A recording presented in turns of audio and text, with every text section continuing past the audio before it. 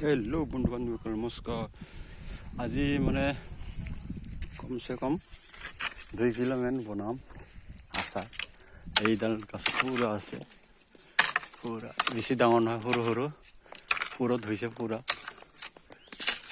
এইবিলাক 2 কিলো 1.5 কিলোমান হৈছে মানে বনাব লাগিব। এইবিলাক পুৰা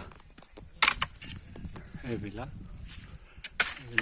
ফুৰি আছে, এইবিলাক পুৰা